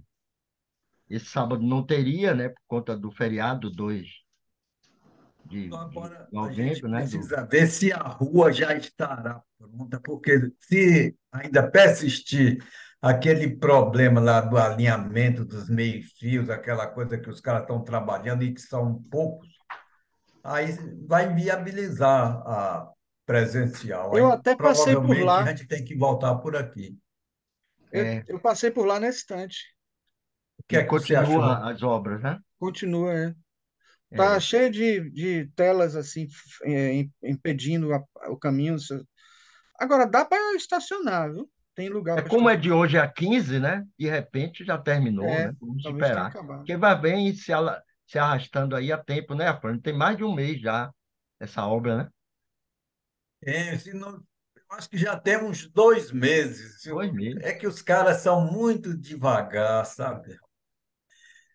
Até lá, uma semana antes, porque eu vou lá toda semana, Aí entendeu? Aí você qualquer avisa. coisa eu aviso para você aí. Pronto, aí combina com a Aline para ver Legal. se ela faz As outras virtual. palestras foram com essa obra? Estava tendo? Foi Nós sábado tivemos. passado, foi, né? Foi. Ah, Com Fernando, né? Agora nós estamos com uma dificuldade muito grande até para estacionamento ali, para o acesso, né? É, Porque teve de Ô, botar 3 ô, carros na garagem, porque ô, não pode Jorge, estacionar. Oi. Jorge, eu aqui, que eu estou marcada para o dia 11 de novembro, né? Não, é dia 18. Mas é Dia virtual. 18. 18. 18 ou 11? 18 é o nosso painel sobre a fundação, não é isso? Ah, tá certo. Não, esse outro é a Teosofia e Arte. Não, tá certo. Aham. HPB, Loja Teosofia, tá. O painel, não é, Entendi. Fran? Dia 18, É, né?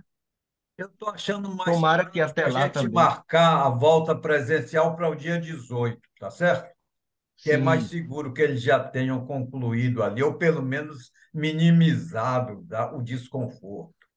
Vou falar com a Aline, porque parece que essa palestra dela seria tipo uma vivência e ela é. pretenderia fazer presencial, né? Aí vou ver, se for o caso, se adia, né? Para outra ocasião, a palestra dela. Se É. só pudesse ser presencial. A palestra dela seria quando? Dia 11? 11. Ah, o pessoal está É. falando aqui que o eclipse está rolando, É, Marcos. né? A lua É, está como? Vermelha, mas dá é? para ver? Que tem uma sombra, que é a Terra, né? Está Sim. projetando uma sombra. Aqui da janela está dando para ver. Pois é, Afrânio. Algum irmão tem mais alguma coisa a falar? Eu interrompo. Se não Marcos. tiver, o irmão Jorge pode proceder à meditação final. Marcos, teria daquela senhora que você falou, do espaço da loja? Ah, sim. Seria bom desligar a gravação, né? Ah, verdade, desculpe. Deixa eu interromper.